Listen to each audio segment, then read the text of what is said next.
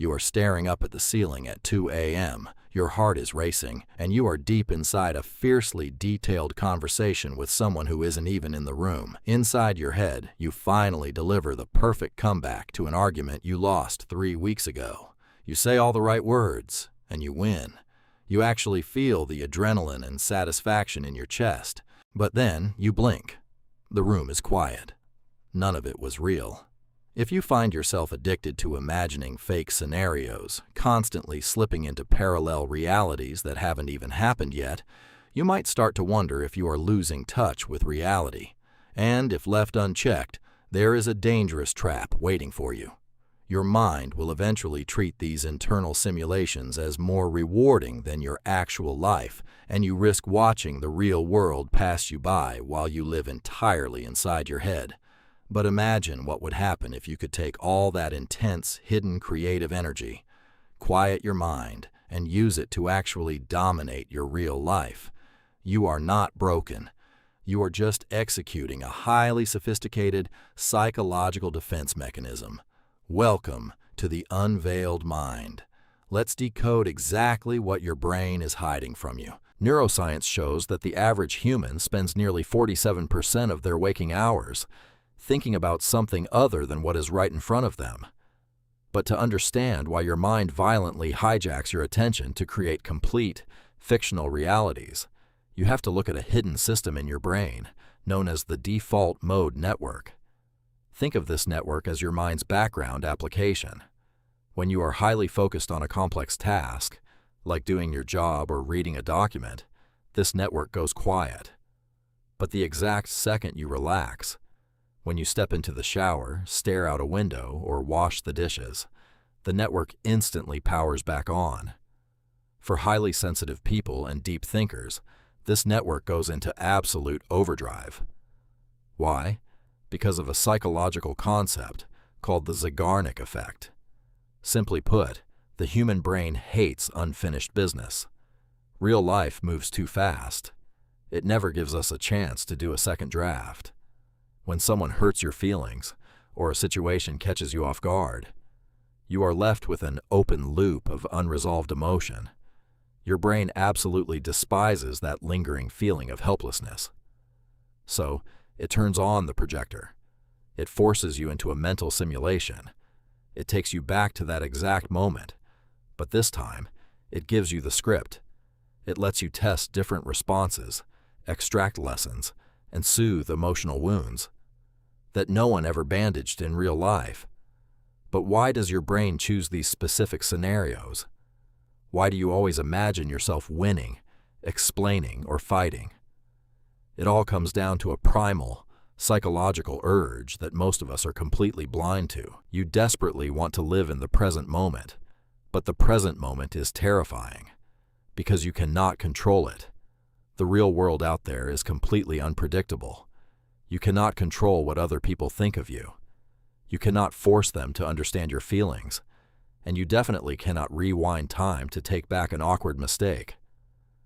Reality is full of uncomfortable silence, clashing egos, and the sharp, unpredictable sting of rejection. It leaves you feeling vulnerable, but inside your mind, it is a completely different story. Deep beneath every fake argument and imaginary scenario is one primal human desire: absolute control. In the kingdom of your imagined scenarios, you are the undisputed ruler. You hold the script. You dictate the lighting, the camera angles, and exactly how the story ends. In there, you never stumble over your words. In there, the person who hurt you finally breaks down and apologizes. In there, you are deeply and truly understood. In your mind, you finally win. If you have gone through long periods of your life feeling small, unheard, or unprotected, your brain craves that feeling of safety and victory. These fake scenarios become a psychological sanctuary. They are a brilliant coping mechanism, giving you a sense of worth and resolution that the real world has temporarily denied you. But while this mental sanctuary feels perfectly safe, It is quietly destroying your real-life relationships in a way you probably haven't even realized yet. You think retreating into your mind is a harmless habit, but every time you do it, you are secretly wiring your brain for deep, real-life disappointment. When you invest too much emotion into virtual realities, a dangerous shift occurs called maladaptive daydreaming. The boundary between the real and the imagined begins to completely blur. It starts with what psychologists call the shame spiral. You spend 30 minutes deep inside a scenario, finally saying everything you wanted to say. But then, you snap back to reality. You realize the actual world kept moving forward while you were gone. Resurfacing carries a strange, empty, emotional aftertaste. And because reality feels flat compared to your imagination, you subconsciously dive right back in. But the absolute biggest danger lies in how your brain processes feelings. The human nervous system is actually terrible at telling the difference between an emotion created by a real experience and one created by your imagination. Because of this, massive confusion bleeds into your real life. You might wake up feeling irritable or deeply resentful toward a partner, simply because their imagined version did something hurtful in your head last night. Or the opposite happens. You build a flawless, romantic script about someone you like, but when you meet them, and they act even a little bit distant. So right now, how do you stop your mind from running these relentless movies without losing your sanity? The first rule is simple. Never try to force yourself to stop thinking. The more you tell your brain to stop, the more it will lock onto the scenario. You cannot use thoughts to fight thoughts. Instead, you have to work with the mechanism. The next time you catch yourself deep inside a fake scenario, pause and ask yourself one turning point question. Is this scenario preparing me or protecting me? These two look identical, but they lead to completely different lives. Preparation is when you rehearse for an action you are actually going to take. It acts as a launch pad for your courage. Protection is when you use the scenario as a hiding place. You imagine winning the argument, but in real life, you stay silent. You consume the emotion in your head just to avoid the risk of getting hurt in reality.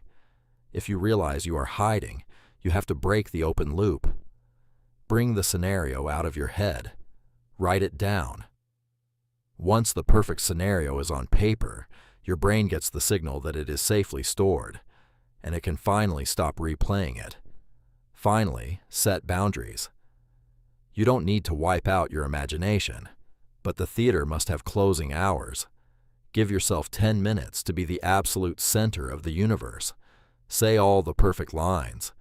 But the moment the timer goes off, the show is over. Lights off. You step back into reality. I know you have spent countless hours taking refuge inside those imagined scenarios. And honestly, during some of your darkest times, those mental movies might have been the only thing that gave you warmth. When the real world felt too cold to offer it, your imagination was the softest blanket you had. But listen to me carefully. You don't have to live there anymore. Those scenarios are just rehearsal rooms. They can never replace the messy, unscripted beauty of your actual life. Yes, real life has awkward silences and risks that make your heart race, but real life also has the warmth of real touch, breathtaking hugs, and hard-earned victories. It is the only thing that can truly fill you. It is time to step out of the theater. Tell me in the comments below, what is the one fake scenario you replay the most in your head? Share it. You might realize just how many people are fighting the exact same quiet battle. If you want to finally make sense of your thoughts, subscribe to The Unveiled Mind and step into the mind beneath the silence. I will see you in the next video.